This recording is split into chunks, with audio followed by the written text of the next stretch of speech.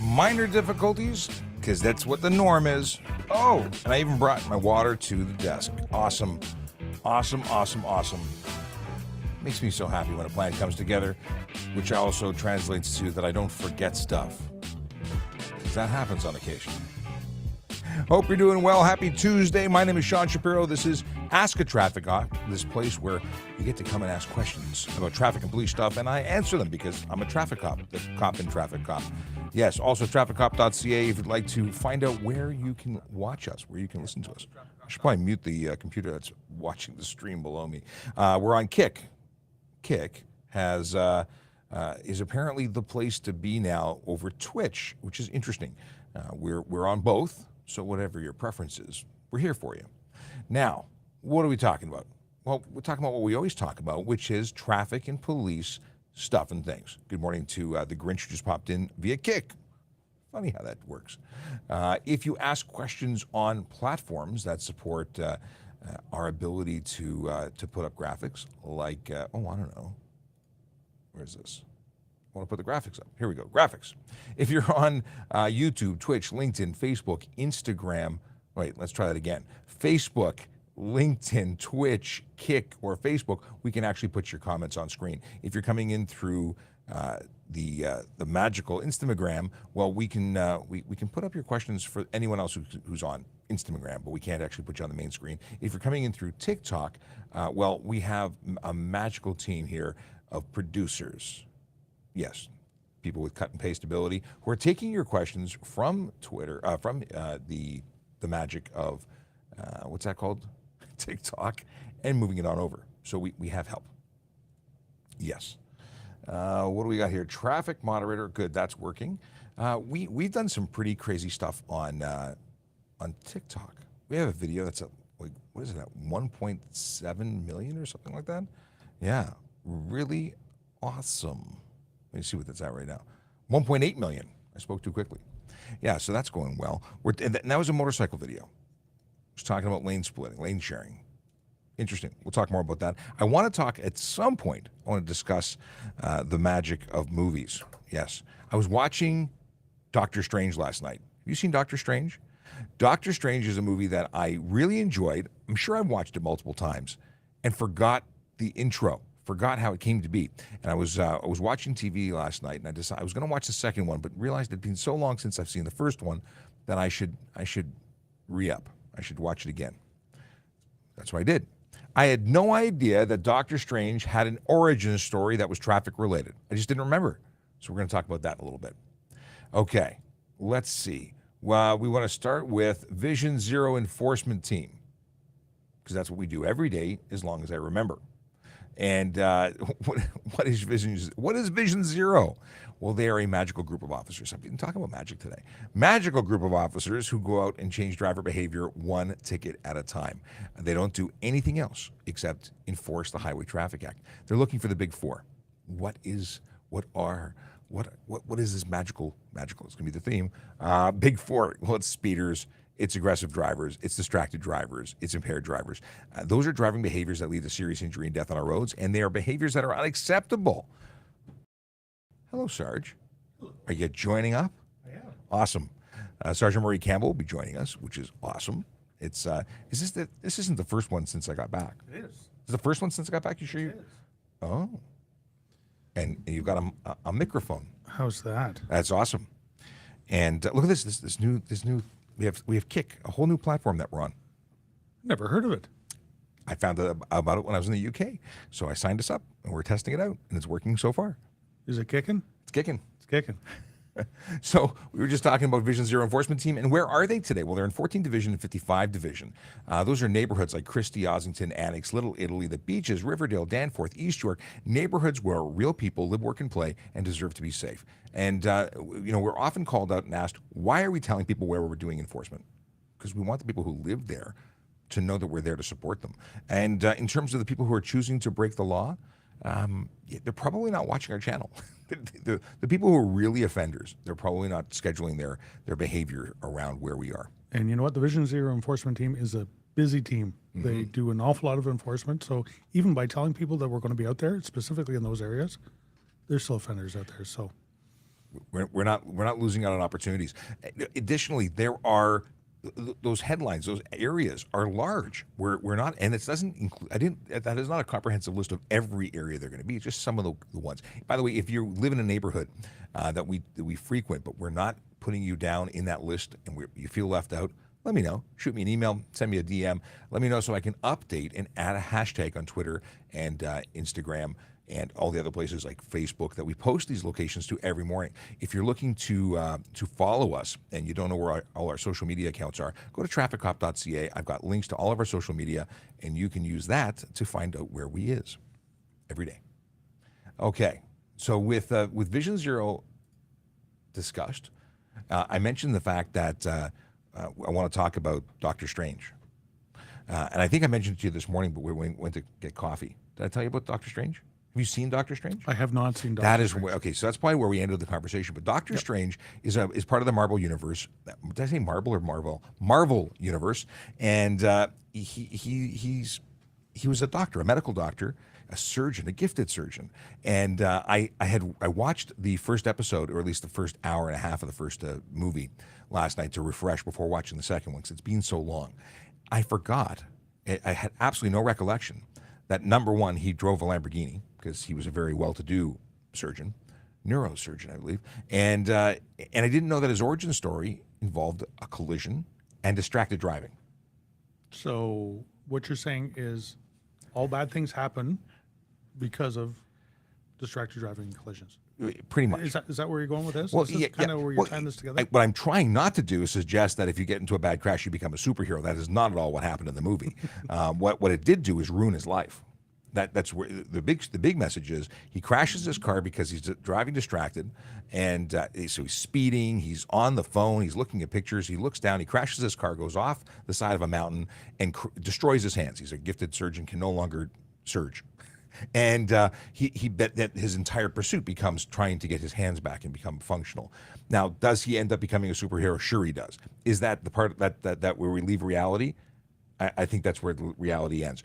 But you look at this guy whose entire life was destroyed based on his own decisions, his own poor choices. That's the part that I wanted to reference. Gotcha. Yes. It was a long route to get there, but yes, we got there. We got there. But if you haven't seen it, I think it's a fantastic movie. And I think I'm out of the timeline. I'm really out of the timeline for the universe, the Marvel universe. Question from Railhorn. Do municipality officers carry firearms? Municipality officers. Municipal police officers do carry firearms. We are municipal police officers. We are sworn for the province of Ontario. But all police officers, if they're out on the road, are required to carry a firearm.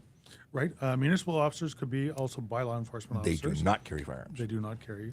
Special constables that we have that have police powers but do different job functionalities, they do not.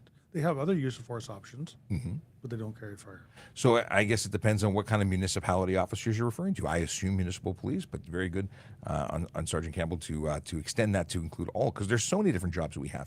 We have parking enforcement officers. They're municipal, I guess, to some degree. Well, they have a blue stripe, so they were once upon a time. So they're by law enforcement, which is provincial offenses, I guess. No, it's a bylaw, which is a city. Well, so it was the green, and we just got, I guess, the pants on sale, because I was thinking of courts. Courts was once upon a time provincial, which is how they got the blue.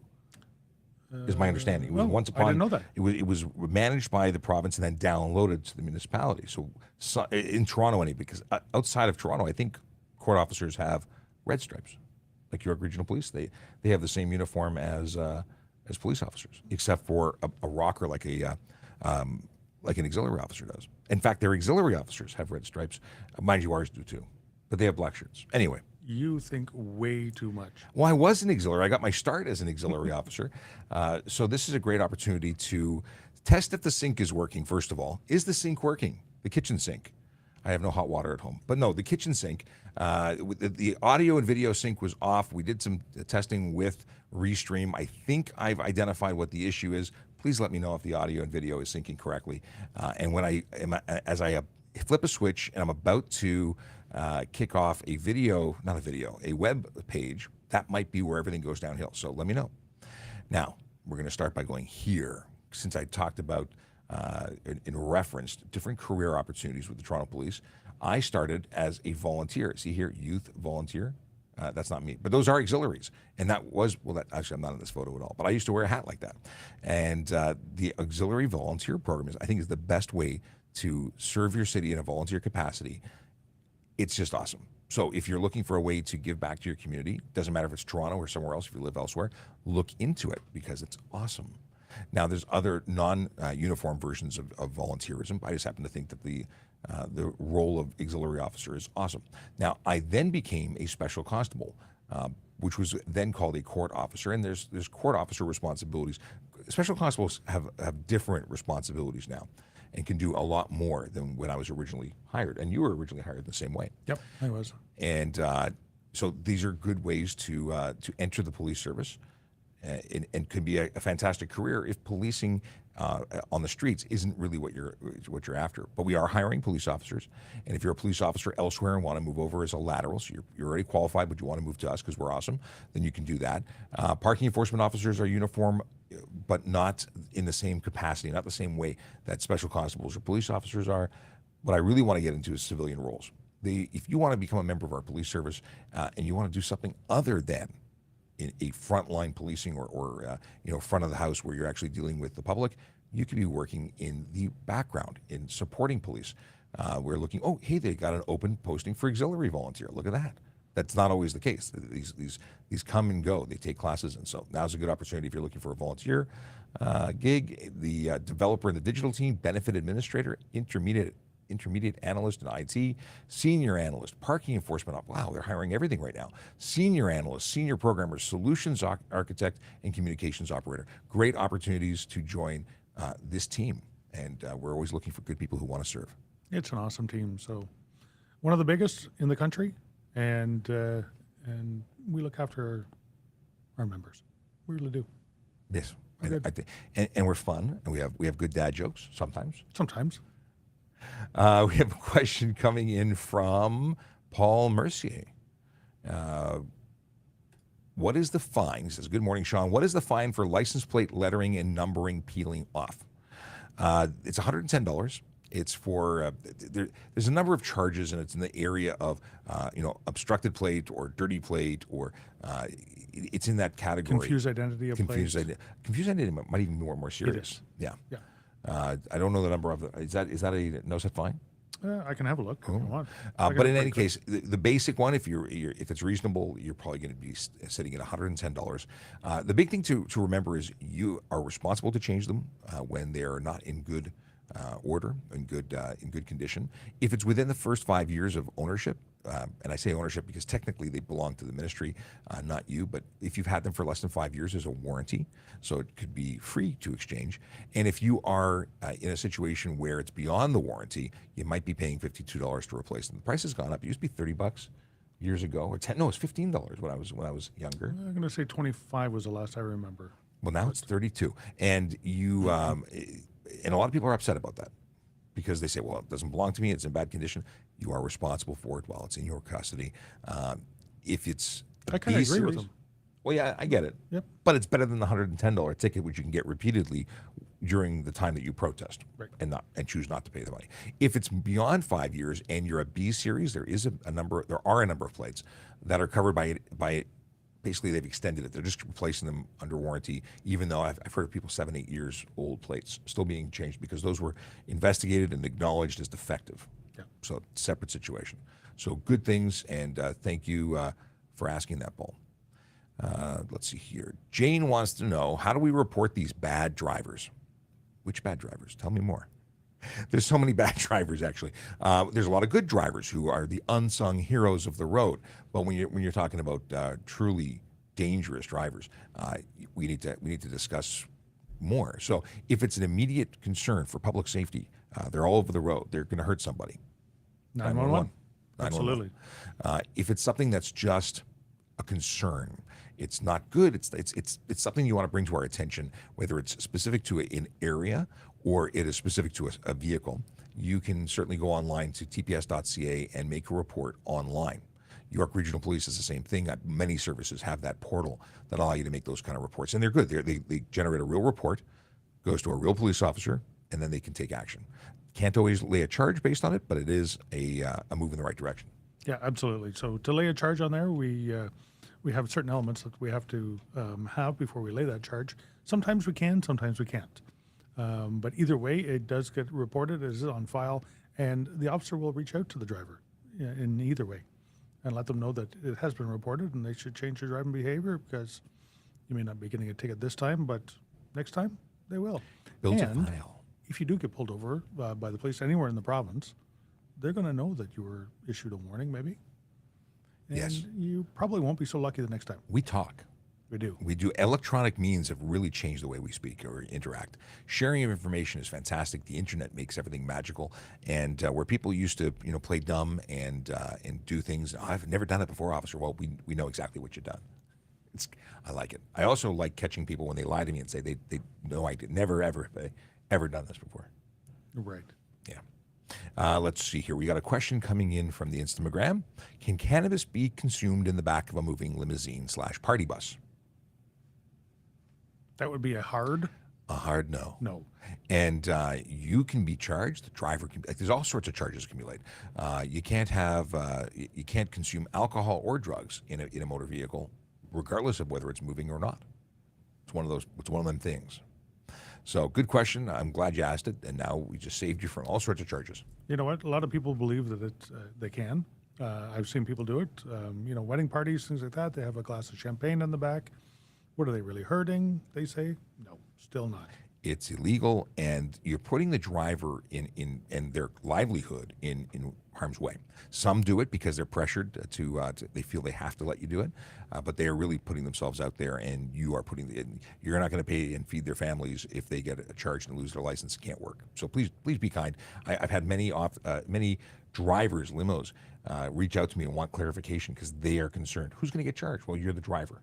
You're going to be partially responsible. Both could be, yep. Yeah, but the individual doing it can also be charged. But at the end of the day, it's also going to come back on the driver. And you know what? The charge may cost you a little bit of money, be on your record, but it also goes against your municipal licensing. So if your municipality has licensing for limo drivers and taxi drivers and stuff like that, you may not get a license. It means you're not working. Yeah, if you're going to go out and party before you get in the vehicle, party when you get to your destination, and of course party responsibly and legally, but don't party in the vehicle. Also, people standing outside of the stretch limo sunroof. Oh my goodness, that also puts the driver at risk because that could be a dangerous drive. Absolutely. They're Operating a vehicle with somebody hanging at the. It's an obviously dangerous act. Yep, absolutely. Okay, so we talked about this.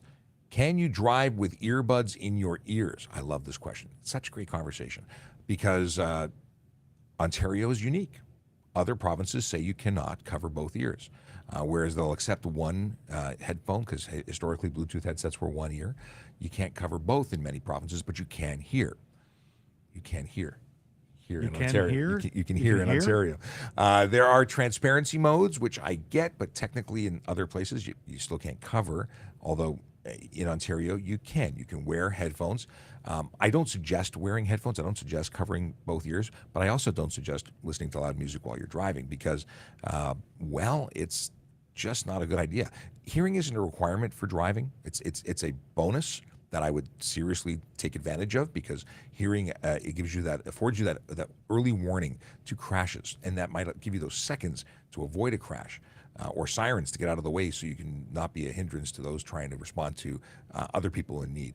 But yeah, you can do it if you really decide to make that decision. Yeah. Just decide to make that decision.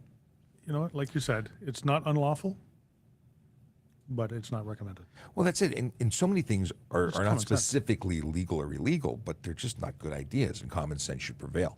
Sagir wants me to talk about electric skateboards. What should we talk about electric skateboards?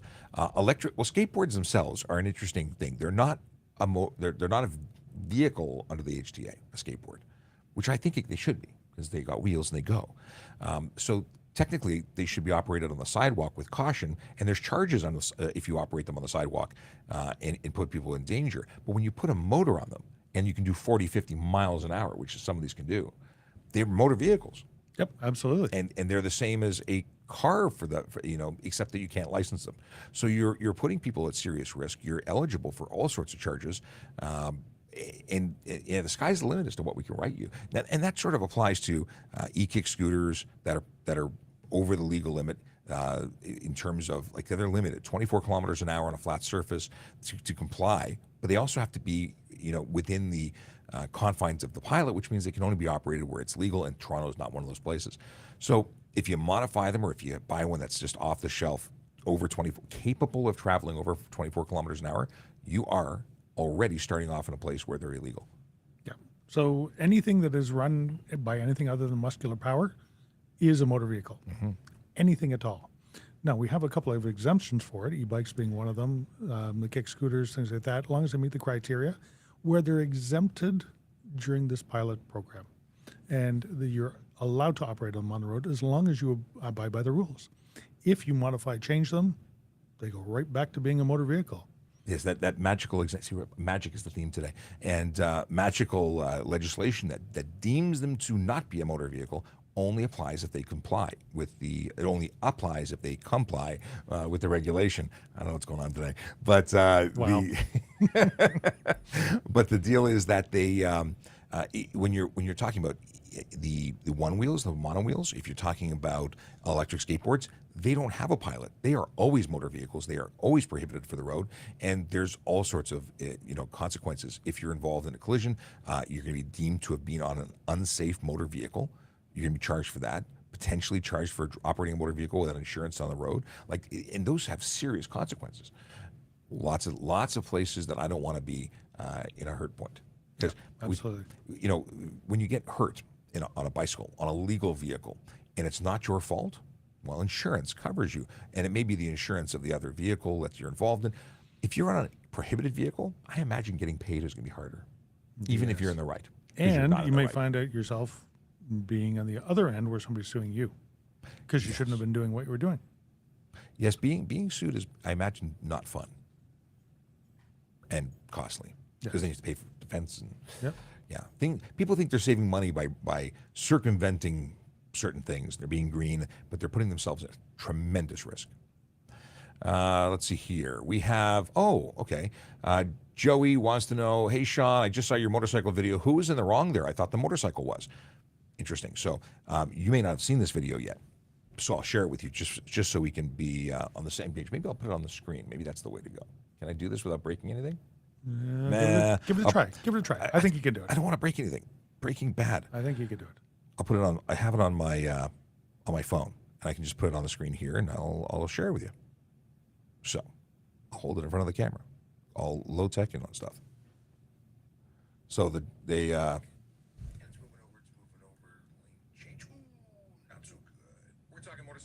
Let me go back.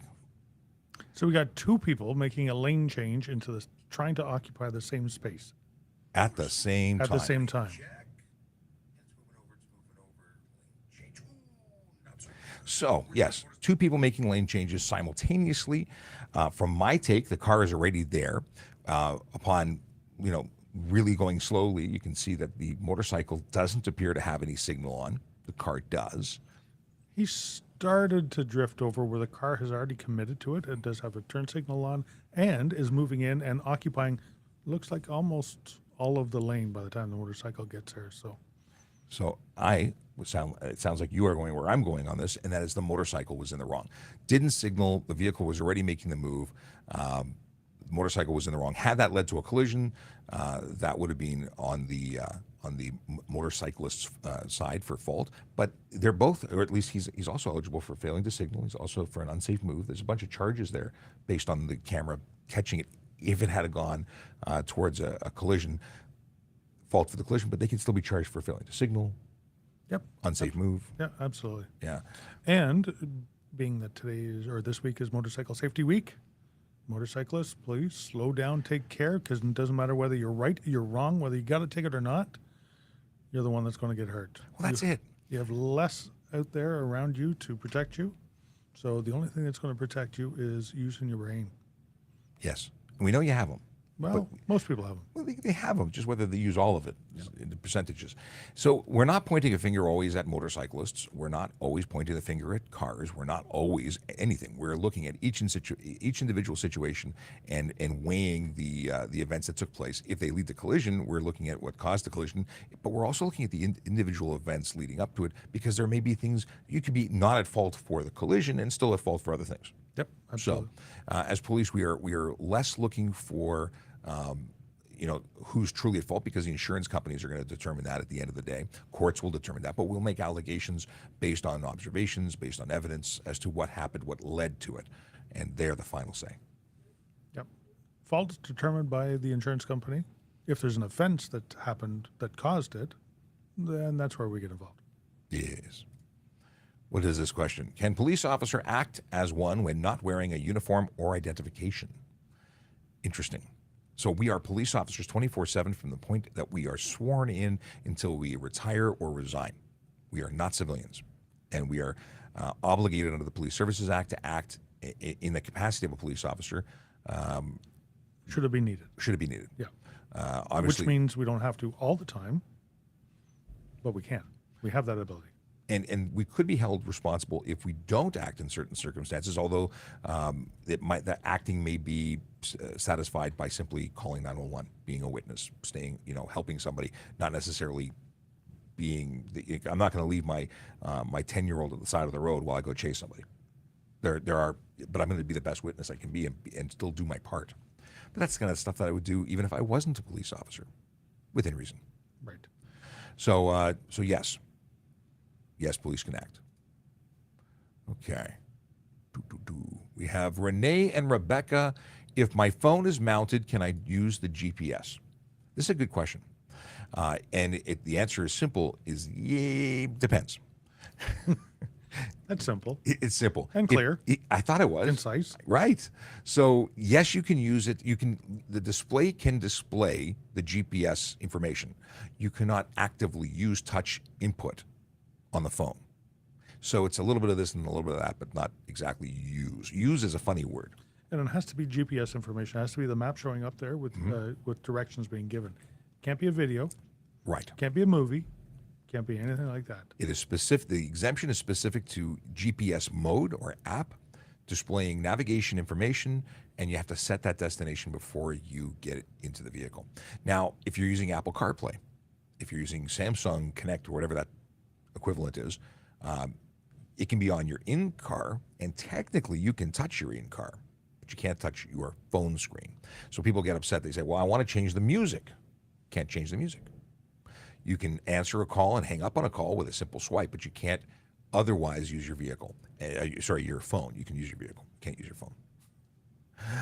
Hopefully that answers your question. Just in case you were wondering, $615 fine for use beyond that of looking at your GPS. If you're typing an email to mom, if you're checking out Instagram, that is an offense. It is use, regardless if it's mounted. I love this. I don't love this. It actually drives me bananas. Driving around, I see people constantly driving and holding their phone in hands-free mode. They're not holding it to their ears, so it must be legal. Drives me bananas. Do not understand that. And I see it all the time, and try having a conversation to have them explain why they're using that. Well, they're using it because it's legal, according to them. Except it's not. $615 fine, 3 demerit points, 3-day suspension on conviction for your first conviction. What gets me even worse is the people that have it down on their lap. Ah, yes. We're going to do it down here and we'll look down. Well, guess what? As soon as you touch your phone, the offense is complete. That's $615 fine. But to go farther, you're now looking at your lap instead of where you're going. So you can get a used cell phone or handheld communication device and a careless on top of that.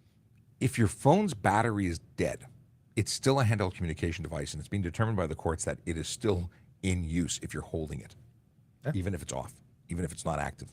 I stopped someone who had one in their hands. They said, well, I wasn't using it. It makes me feel better. It's like a pacifier.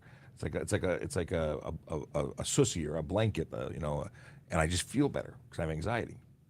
It was determined that they were using it. Yeah, absolutely. But they tried to use it as a defense. Well, yes, it was my phone, but I wasn't. Actually, I was just, yeah. So I got a question for you. What's a sussy? A pacifier, soccer thing. I don't know. I think. That, Sissy. that's what my kids call it. Okay, if I blow into a, what is this? If I blow into a breathalyzer and pass, do I have to redo it if the officer asks, or can I refuse? So I think part of it is going to be, are you discussing a roadside screening device? Because if you are providing a suitable sample into a roadside screening device, it is likely going to be a suitable sample and it'll read.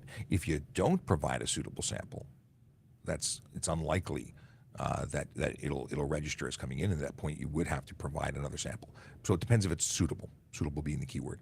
If you're at a true breathalyzer, you've had a demand, you've been taken to a police station, you're with a qualified breath technician, and they're going to make a demand. There are two. You have to provide two. I think even if you pass At a minimum, two. a minimum, two. Sometimes you may have to do a third. But even if you pass the first one, you're still required to do your second one. That's right. Yes, because you may still be on the up or down. Yep, you must give two suitable samples at the Suitable station at appropriate time. for the intoxilizer. Yes. Okay. That was a good question. That was Robbie. Thank you, Robbie. That came through there. Okay. Nick is so three. Nikki so three. Okay. Are municipalities doing more to prevent theft of catalytic converters and vehicle theft? We don't do prevention per se. We educate about prevention, but I can't. And other than trying to catch and We try and hold catch account- bad guys all but, the and time. that is but prevention. But Yep. but in terms of actually, we can't. There's no future pre-crime. It's not. It's that. What was that movie? With Tom Cruise. Right. It was. Someone knows. Someone knows what that movie is. Please throw it up there. Yeah, you got me. It's not Time Cop. It's something else. Looking down. Minority Report. Thank you. The Grinch says Minority Report. So that was when they were using like time travel psychic stuff, and they were like, before you commit the offense, we're going to go out and stop you. Hadn't even happened yet this time. Okay, so we educate about things that you can do to prevent that theft, and obviously try and shut down crime rings. But what are municipalities doing? They're telling people not to park in dark spaces, or what else are they telling people to do? Weld cages to it. I've heard of that, seen that. I've seen it online. People doing whatever they can. Some vehicles, like straight trucks and things like that, they're more exposed. Cube vans, more exposed. Yeah, be smart about it. If it's going to happen, if somebody's determined, somebody's determined. That's with all crime. We talk about car theft. We have great suggestions for ways to make your vehicle less attractive for car theft, but it doesn't stop people. It just makes it less likely. They're hoping, and sadly, what you do by doing things to make your vehicle less attractive is hope that your neighbor's vehicle is more attractive, Well, which isn't stopping unfortunately, things, yeah. just helping you out. So it's, moving on. Xenon wants to know, how loud is too loud for car stereo system if I pull up next to you at the light? That's a good question. It's very subjective. It is. It really is. Is it necessary? Well, yeah, like That's- it could be unnecessary noise and a ridiculously loud exhaust pipe. These are all things that aren't necessary for the safe operation of the vehicle. So, if the officer, if for me personally, if I see people that are all reacting to you, obviously you're If causing it's an issue. disturbing other people, it's probably disturbing you as well. And I would take action. Yes. The Grinch further describes and goes into detail, saying that in Minority Report, pre-crime unit had 3 psychic precogs to stop future crime from happening. That is way further down the rabbit hole than even I thought we would go, but thank you for giving me the I info. was going to say, if we had a couple of those, then we'd put ourselves out of a job. There you go. Or it would be a new job. You'd have to go back in time and arrest people before they do it. Or is it in current time? No, I have to watch the in movie current again. time, so the future. I don't know. Now I'll have to see it. Yeah, there you go. I don't watch an awful lot of movies, so I like movies. I have to go watch the end of Doctor Strange tonight, so I can watch the second one this weekend. What do you think about car meets? This is Antique to Lit. Trying to decode the name. The answer to the question is, I think car meets can be great. I used to go to them when I was in the motorcycle community, I say when, my bike's been parked since my collision, but I used to regularly go out and check out cars and stuff. I love car shows. I like cars. We're car people. We're motorcycle people. It's not car meets that are a problem. It's illegal driving behaviors and illegal cars, unsafe vehicles that are on the road. or on private property when it comes to driving behavior. So the car meets I think you're talking about are the criminal car meets where they meet up, they take over a portion of the roadway, they block it off themselves, they do racing on the road, stunt driving on the road, spinning around parking lots, things like that. Yeah, I'm not into that. No. You know what though? Car meets, I used to go all the time with my old classic car, and great community, great event, safe and smart. I have to change subjects for a second because I smiled immediately when I read this. I have a question. Can I play my bagpipes in the morning in town? Ostinator Reed wants to know. I love bagpipes. I don't know if you are a qualified player or a player that I would want to listen to, but I do appreciate bagpipes. I want to march. I was just in Scotland, and everywhere I heard bagpipes, I got into the whole marching. You know, I really do like the music. Is it music? I guess it's music. I like bagpipes. Now, that is not a motor vehicle unnecessary noise charge. That would be a bylaw for noise outside of the Highway Traffic Act. Well, unless it was really, really well done, then I don't think anybody would mind.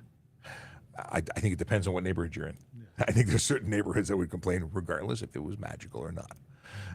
Let's see here. Burble 335I. They want to know, if someone crashes against your property and causes damage, can you ask for their insurance? If someone in a motor vehicle crashes into your private property, or public property for that matter, they hit a tree and it's not even your property, it's city property, they're responsible. A collision report should be entered or must be entered. Police have to be notified. And you as the property owner, if it's your property, you are entitled to their to the information that would be on that report for contact, because your insurance provider is going to be wanting to subrogate, I love that word, and get reimbursed for repairing the damage to your property. Yep, you can get a copy of the report, no problem at all. Yes, and generally speaking, police officers investigating would provide you with the contact page, the first page. If you need a full copy, this is an interesting thing. Many insurance companies try and tell you to go get the copy of the form, which costs you $70 to upwards of, could be hundreds of dollars if it's a big report. But they would pay for it if they get it, and they totally know how to get it. They just want you to pay for it instead of them. Sorry, insurance companies. That's hardly what you pay for. It's part of, they're going to pay for it. Let them pay for it. Don't get stuck in that game. Okay. Westbrook Gaming. What's the charge for driving alone with only a learner's permit from Manitoba? So I have to give you the answer from the Ontario perspective because I don't have access to look up what the charge would be there. But a learner's permit is going to be a permit that requires you to be supervised by a qualified driver. In Ontario, that's a G1, and you have to be qualified. You have to be supervised with a G-class driver who has at least 4 years experience. That time could start from, or the counter starts when they get their G2, so they can have 2 years as a G2, 2 years as a G. And they have to be sober, occupying the front passenger seat, and nobody else can be in the front. If they are someone with 3 years experience, they're not qualified, thus it's the same as being alone. That charge is going to be $110 for G1 driver drive unaccompanied. It would instantly, because it's a condition of your learner's permit, trigger a 30-day license suspension on conviction for the first time, 90 days for the second time. Third time, it's going to get you kicked out of the graduated licensing program. I would assume similar consequences are in Manitoba, but I cannot guarantee you what that is. In terms of... But if you're from Manitoba and you're driving in Ontario with a learner's permit, you may not have a license at all. And that's it's a learner's permit. And if you move here, it is totally not transferable. And I've had this back and forth. So the way it works is each province determines whether or not they're going to accept the learner's permit of another province. It's different than if you have your G2, which is accepted. But a learner's permit is only intended for use within the province. So technically speaking, we say that it's valid here and not valid anywhere else. However, another province may choose to accept it. It's a very airy-fairy situation. I wouldn't drive outside of my home province. There's no need to drive outside of your own province. And if you had a learner's permit from Manitoba and I stopped you, and first of all, if you were unaccompanied, you would get a charge for that, but you would also get a charge for driving no license, and the court would figure it out if we want to accept it or not accept it. When in doubt, let the court decide. Yep. They're absolutely. We can charge you for anything. We have to articulate why we charged you, but it's reasonable to charge you for that. So it's a very good question. And what else can I answer you? Oh, if you are driving without, unaccompanied, you are not insured by most insurance companies. It will not accept it as an insured vehicle, or at least you are not a licensed vehicle operator, thus you would not be covered.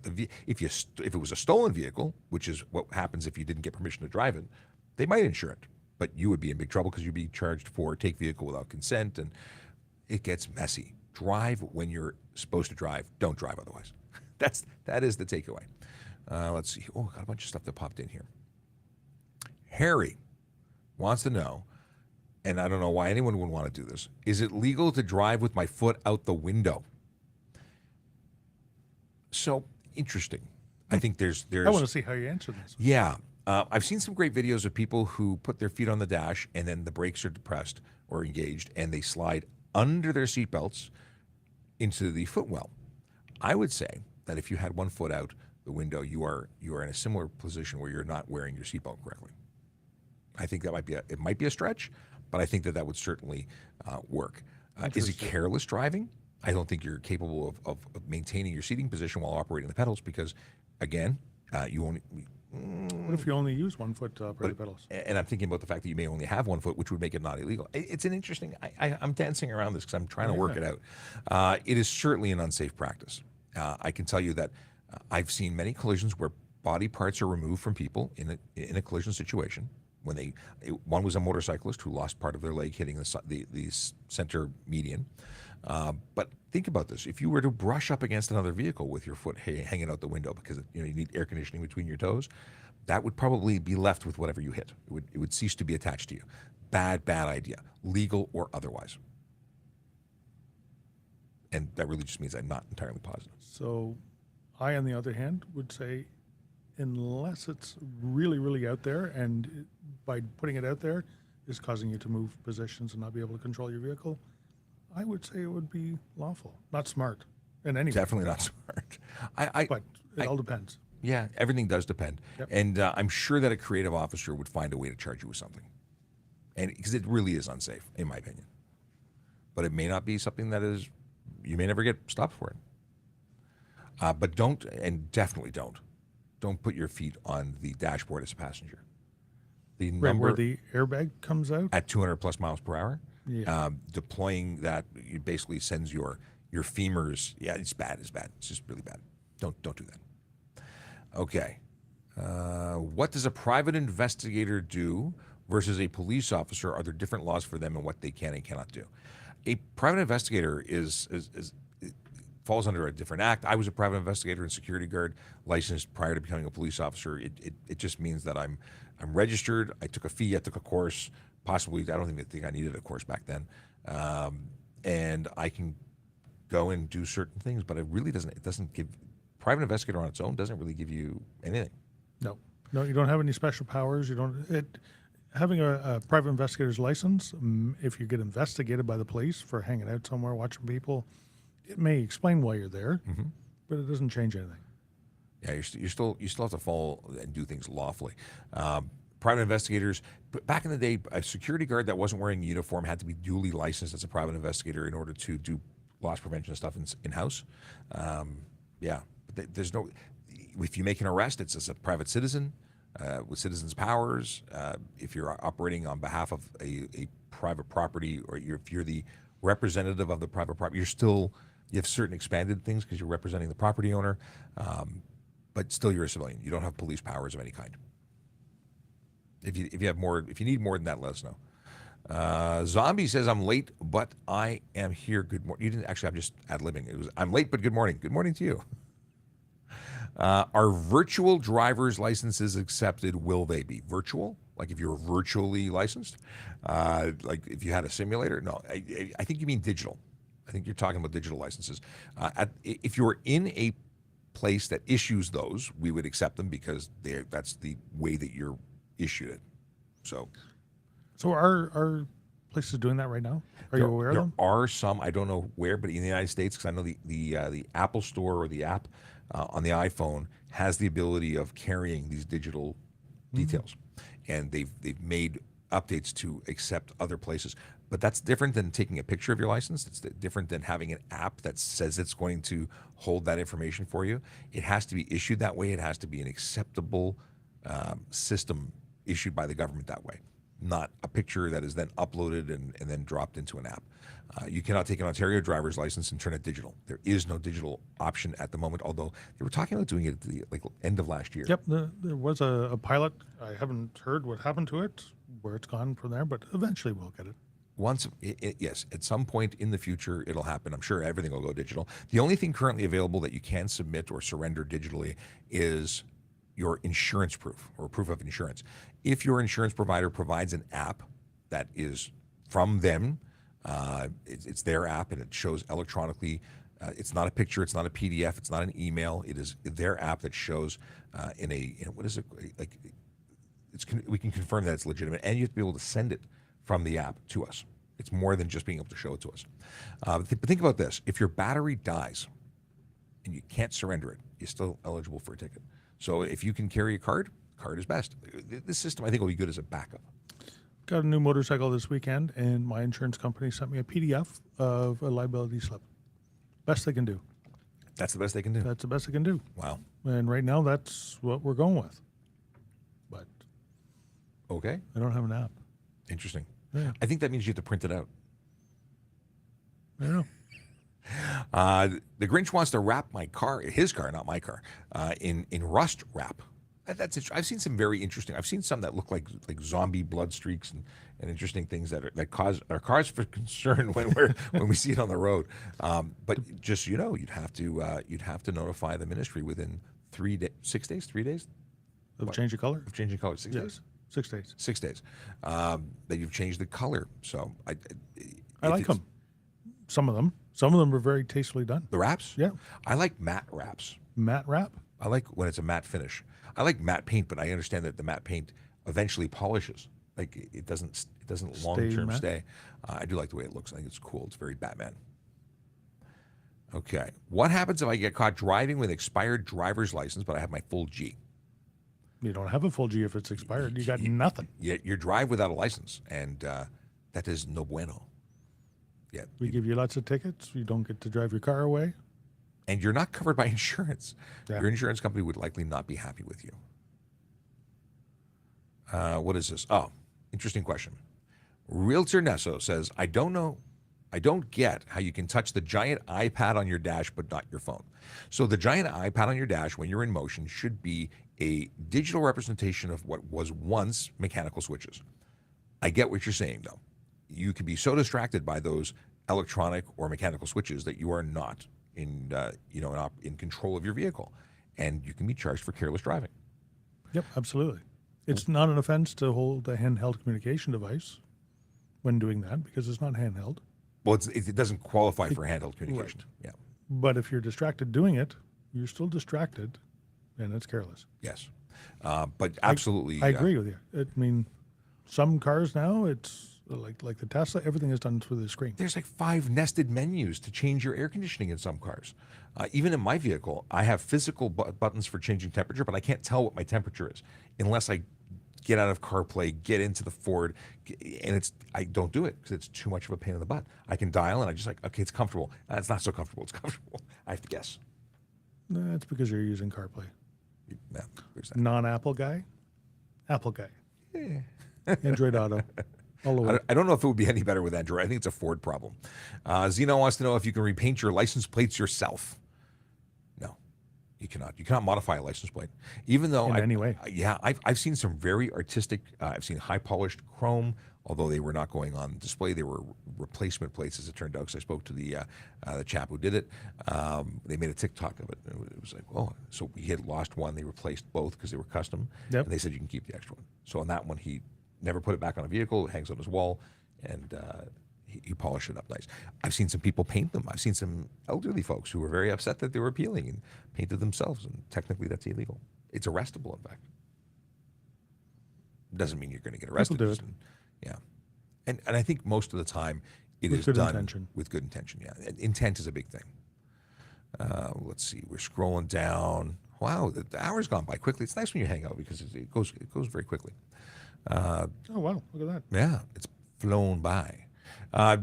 Because I haven't mentioned it, let me quickly.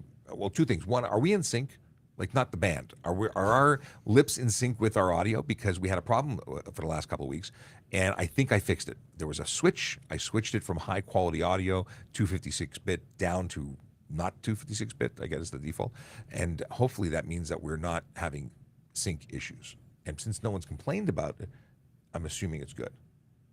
Maybe Dave I hear can tell no, us. no, no, no. Does no mean we're not in sync? Let me know. And if you're watching us, you don't know who we are. My name is Sean Shapiro. I'm a police officer with the Toronto Police Service. I go on social media to answer traffic and police questions, and joining me on screen is the good sergeant. The good sergeant? The good sergeant. We get there's a good doctor. Yep. There's a TV show. We got the good sergeant. We need a TV show for you, Sergeant Murray Campbell, and we both work at Traffic Services, which is the citywide traffic unit that investigates Highway Traffic Act and collisions. And what else do we do? We have a motor squad. We have a recon unit. We have lots of different things. We do, Yeah, including the towing and impound unit. which is your unit. That's my unit. Yes. Do you Something know else. we tow over 30,000 cars a year? Really? Yes, Hang on. I'll take this off screen and I'll come back. Over 30,000 cars? 30,000 cars a year. So a lot of paperwork goes in with those. A lot of authorities are used to tow cars. We take them into the police stations. We take them into our forensic laboratory. And we take them to 3 private tow company impound lots. Contract lots. Yeah, That's a lot of cars. that's a lot of cars. That's a lot of people who choose to ignore the rules of one way or in one way or another to result in whether it be crime investigation, administrative suspensions that come along with impounds, or just parking offenses where they just absolutely. leave their car where they're not supposed to be. That's pretty cool. Apparently, we're not on sync on TikTok. Good to know. Thanks, Michelle.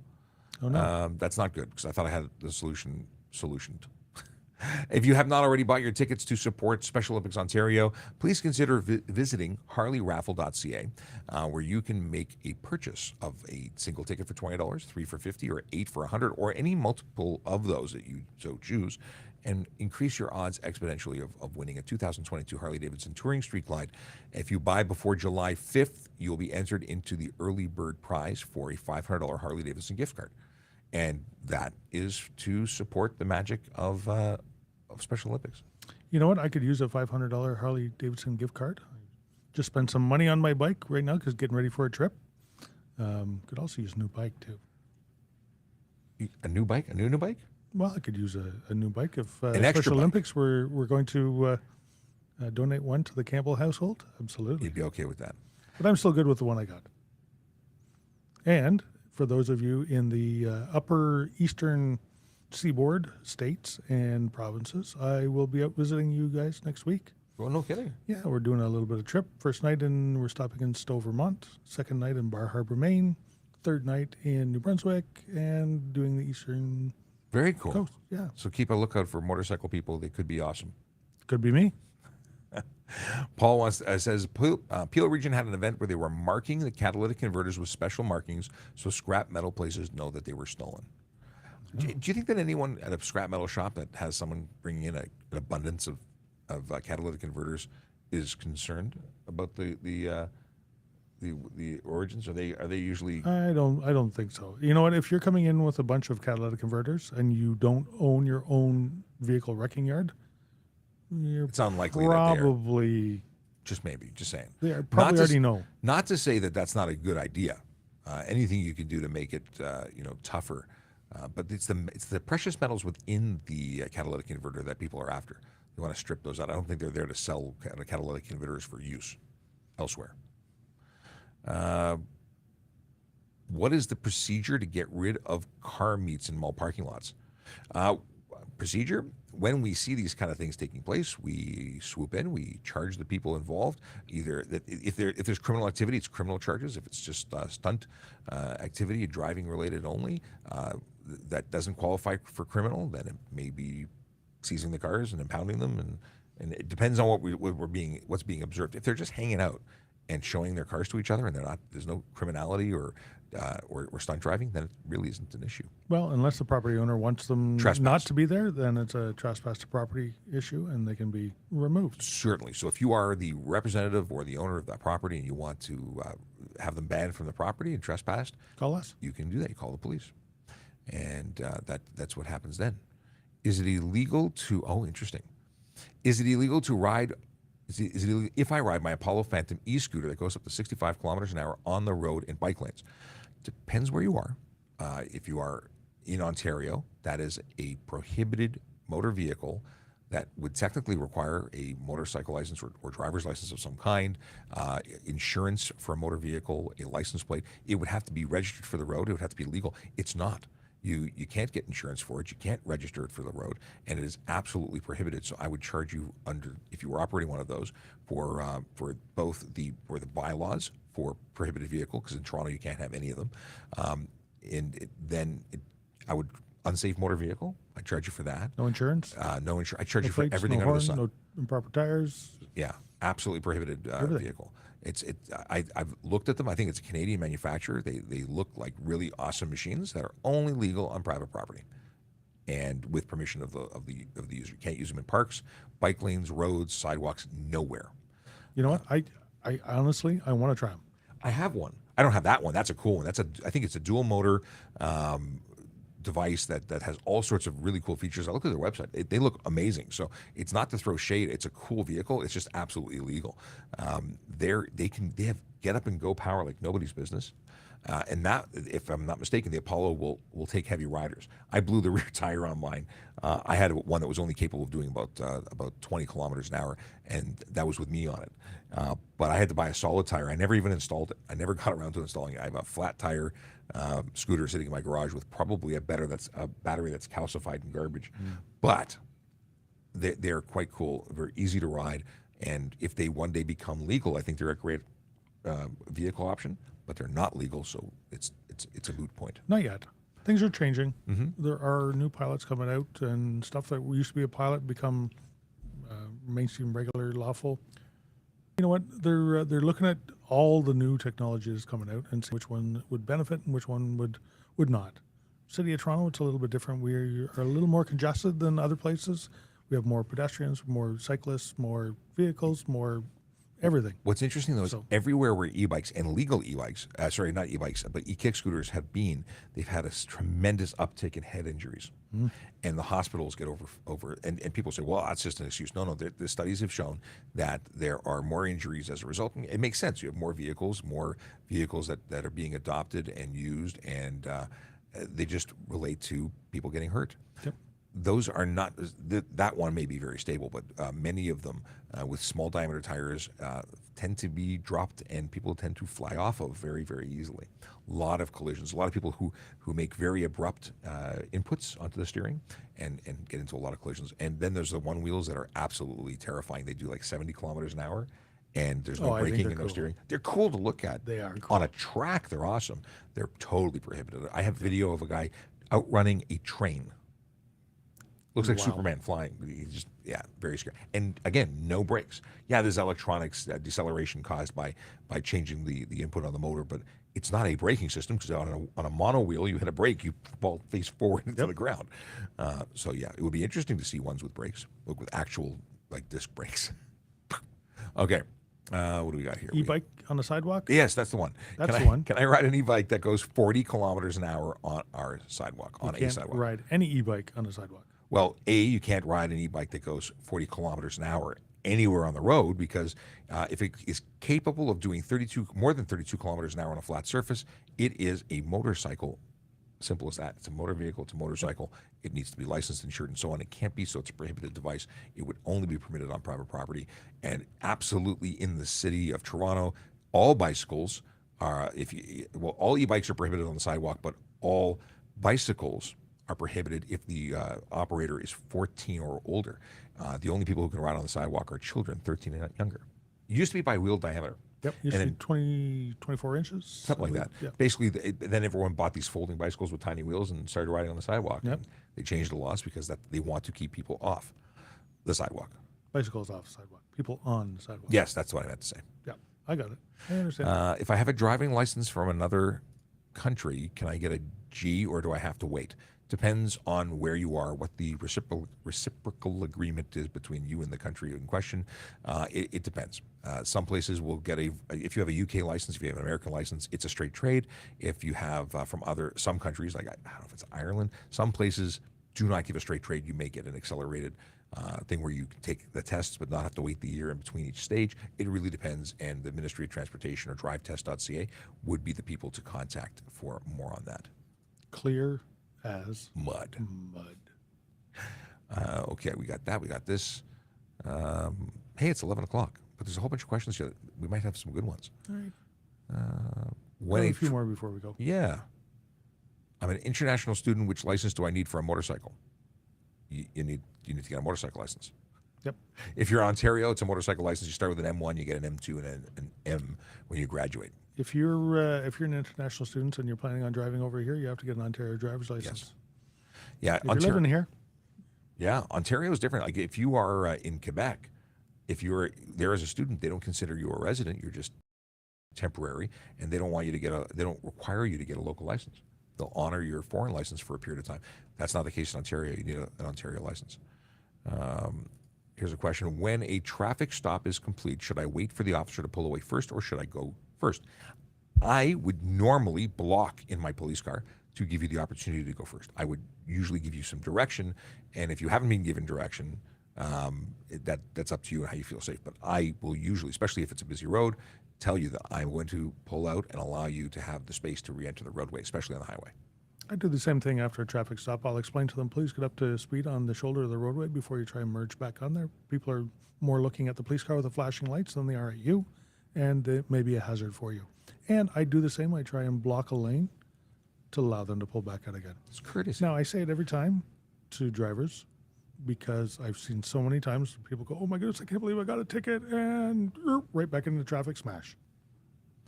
And Stress. then here's your next ticket. For causing that collision. You're still responsible. Take it easy, take it slow, breathe. Some people need a minute. Maybe they say they're going to stay here for a while. You know, again, we'll usually discuss it ahead of time. Yeah, and we'll do our best to make sure it's safe. That's our whole idea of being out there. So Yes, the tickets are to change behavior, not to punish people as much as it sounds like it. It's really it is punishing to some degree, but it's to change behavior for a better tomorrow. yeah. What is the correct lane to enter when one lane street becomes a two-lane street after an intersection? I did some thinking about this. If it's I believe it's the lane closest to the line. You stay in the center lane, that becomes the center lane there. The additional lane would then be likely people turning onto. So as opposed to jogging over, I don't think there's an absolute rule about it, but I think what's most appropriate would be to stay. If you're in lane one, you're hugging the center line, you would continue. I would agree with you, depending on the situation. I know sometimes they're a little bit offset. There's an intersection that I frequent going through, and whoever designed that intersection didn't do a very good job. The lanes don't line up, and It's confusing. It is. 100%. So, but yes, if you were in the farmost lane, if it's a single lane, a dual lane roadway with a single lane in each direction, yes, stay closest to lane number one, which is the one closest to the center of the road. I like it. I was doing this and driving it. I'm like, oh, here's a perfect example of that conversation. And that's what made me think that. 4K Obito says, I have a G2 and I don't have car nor insurance. Can drive me dad's car that has insurance. Technically, as from a licensing perspective, you can, as a G2 driver, drive any insured vehicle. From an insurance perspective, that provider may have an issue if you live with your father. If you don't live with your father, it may not be an issue. So it depends. I would check with your insurance provider to ensure that you are insured. And that would be, if you live together, you probably need to be added to the insurance policy at a nominal rate. Yeah. You have to let them know. The vehicle has to be the vehicle's already insured for liability, but if you are a prohibited driver, if you're under a certain age, if you have certain, driving convictions already that your insurance company doesn't want you to drive, then the answer would be no, whatever your insurance company says. I'm answering the next question now. How do I check the status of my license so it's not suspended? Well, you can enter go to the Service Ontario, and they'll be able to tell you. But you may also be able to utilize one of the useful links on my link tree at trafficcop.ca. And right there, it says driver's license check. If you use that, you can find out if the status is licensed or unlicensed. And it doesn't give you much more detail than that, but it's just there if you were going to loan a vehicle to a friend and you wanted to make sure they were licensed, because you are actually responsible as the owner to ensure that the people driving your vehicle are licensed. Yeah, that's the same website that all car rental companies will use when they're renting you a car. They will check your driver's license status on that website to make sure that you are properly licensed. Because it's their responsibility if they give you the car without it. Absolutely.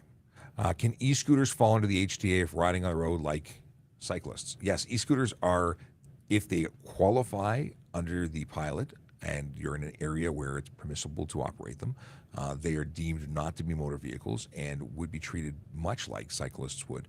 Still responsible for the rules of the road, as a cyclist would be. So all vehicles and pedestrians fall under the HTA. And there are offenses for doing certain things for all motor vehicles, for cyclists, for e-scooters, for pedestrians, for everybody. There's rules for everybody. We got it all covered under the HTA. If you have an M2 and a G, could you have a glass of wine before driving a car? So this has been interesting. I've had people come back and say that the drive test people and Service Ontario people say that you must maintain a 0 blood alcohol content even while driving a car if you have an M2. That is not how it should be interpreted. When you're operating the motor vehicle in the designation that you're following, so you have a full G, you're allowed to have, and you're over the age of 20, which means 21 or older, then you can have more than 0 BAC in that vehicle, but you have to be out of the legal limit. You can't be impaired. M2, you must maintain a 0 blood alcohol content when you're operating a motorcycle. Yeah, so it is the class of license for the vehicle you're driving. I would agree. Yeah, and also just like a commercial motor vehicle driver, if you have a big rig license, or if you're licensed to drive a big rig, a dump truck, something like that, where you can have a 0 BAC when behind the wheel of the class of the vehicle that requires that condition, you must follow the condition. If you're behind the wheel of a G class vehicle, then you fall behind those regulations. But is it better to have no alcohol? Absolutely. Always. You knew where I was going with that. Yes, absolutely. Dad joke from Zombie. Zombie is here for the dad jokes. She has said so. To whoever stole my Microsoft Office, I will find you. You have my word.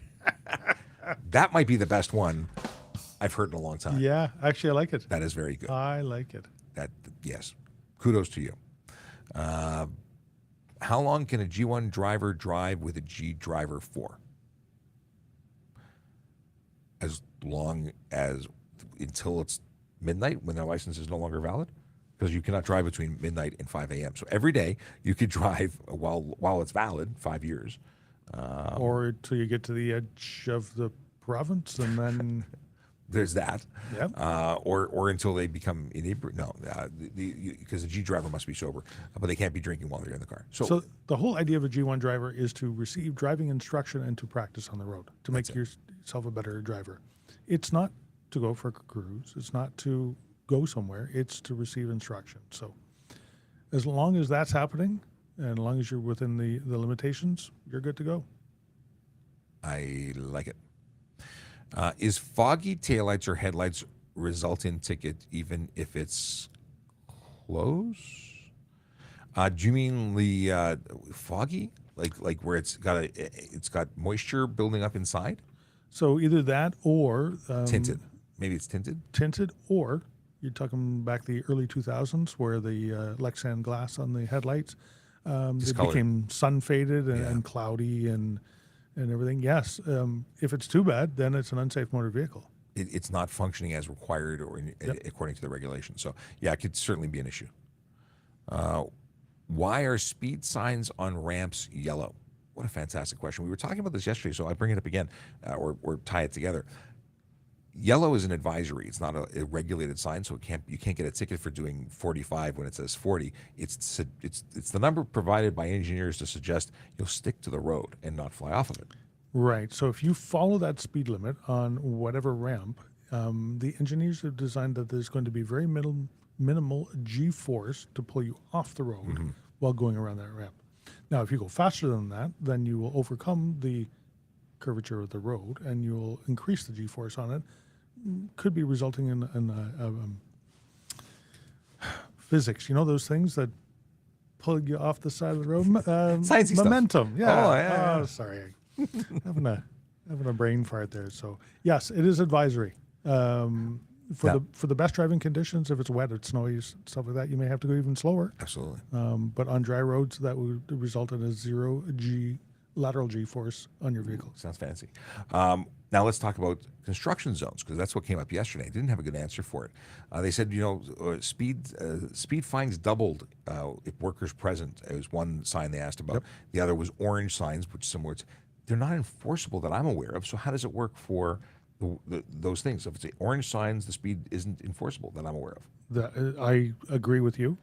But if it's a construction zone and it's posted as a construction zone and the speed limit has been changed because of that construction zone, like what happened on the Gardner when they were doing work up there, they dropped it down to 70 With actual white regulated signs. with regulated signs. Then you get a class. You go under Schedule B of the Which things of double. the fine. Yep. Which is similar to what the cost of enforcement signs when it comes, speed enforcement in school zones, community safety zones. Yep. Yeah. So that's cool. Okay, good. So it's still that they're not regulated, but it does become a safety zone. But they can be if they change it properly. To make them regulated signs. Yep. Austinator Reed says, is Facebook working? Probably not. I don't know how I saw that message. Can a red light camera capture the speeding too? Well, it knows how fast you were going when you went through, but it is not a speed camera. It is only, red light cameras only issue red light tickets. They're not the same. They have two. But yes, it will catch the speed. Yes. This is an interesting question, never before asked. Cooper Davis 24 says, I own a tint company and was wondering if there was a way I could showcase special tint on my shop and not get pulled over. So, if you're putting tint that is illegal in places where it is regulated, you will likely get pulled over. There's no exemption. Even for medical reasons, there's no exemption in Ontario. You can't have dark tint. So if you're putting that dark tint, like doing strips of it, and you wanted to put that on your rear window or your rear passenger windows or the cargo area, that would be legal. Yep. Because those windows aren't regulated. But the windows directly left and right of the driver or the windshield are absolutely regulated, and you have to follow the rules. And you also, interesting things, we've had a lot of conversations in our office or in the offices. We have multiple offices here. And there's discussion about how to make a tint shop responsible for putting illegal tints on a car. Just like someone who would modify an exhaust system to be illegal, there's places in the HTA to cover you or to make you responsible, and there's discussion about doing that for tint. So if you're putting tint on the front of a window of a vehicle and then you know it's going to drive out, it's not being towed, it's not a show car only, there's a potential fallback where we may start laying charges to tint companies. So be careful what you do, and a simple signature saying you acknowledge that you're taking responsibility may not actually protect you. So stuff to think about. Okay. I think this is the last question. All right. If I lost a red light ticket and I was fighting it, how do I see the status? If you lost, so you actually lost your ticket? The physical ticket was lost, and you're fighting it. I believe you can contact the courts if you've lost it, and say, because let's say you've not responded to it. A suggestion for all: if you get a ticket, take a photo of both sides, because so many times we hear about people who lose things, and it's bad because if you don't respond, you're going to be deemed to have not paid, and you're a finding of guilt or a registration of guilt. Basically, it will be finding of guilt be registered against you. That's what I was trying to say. Right. And then they're going to send you a bill saying pay it. And then if you want to reopen it, there's a whole other process. But it's easier to simply deal with the problems before they get bigger. All right, it is time. That's it. Because Zombie said so. So have a great day, and we'll play that magical song of the traffic song, and then we'll be back tomorrow, same time, same channel. Have a wonderful day. Stay safe. Drive sober. See you, Sean. Yellow light, See you later. red light, green light, go. Driving safely helps the traffic flow. Watch for pedestrians, look out for bikes, and don't drive like a jerk that no one likes. Yellow light, red light, green light, go. Driving safely is the way to go. Put down your cell phone, nobody needs you to text and drive on the DVP. Yellow light, red light, green light, go. Stop at stop signs, look both ways, then go. Seatbelt, save your life indeed, and watch your driving. Don't speed. Yellow light, red light, green light, go. Driving safely is the way to go. Don't drink and drive or smoke some weed, because you might go to jail and not get free. Yellow light, red light, green light, go. Driving safely helps the traffic flow. Have a great day, everybody. See you tomorrow.